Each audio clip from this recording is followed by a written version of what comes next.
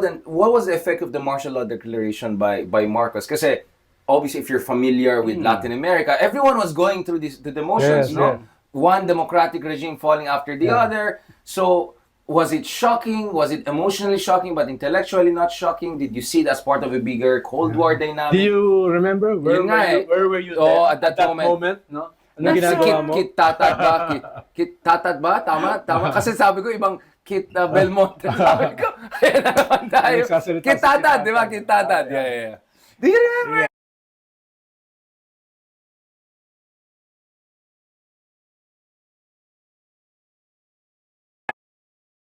And then, ginagawa ko yung dissertation ko sa Chile noon.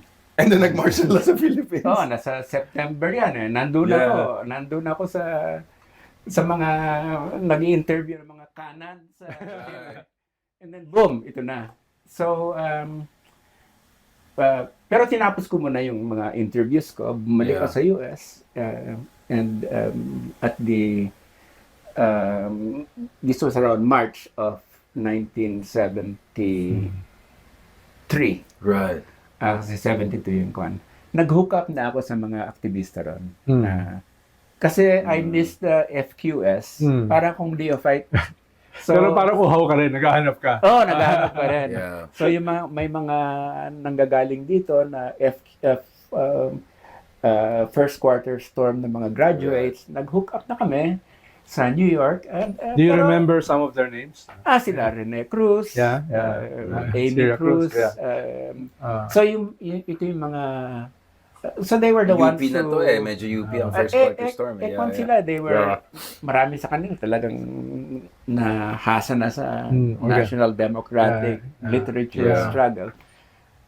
Sa akin, kasi nga wala ako niyang activist experience. I was in a neophyte mode. Interesting. Basta ang sinasabi nila, I was really putting it in a Can you imagine Walden as a neophyte, innocent, no?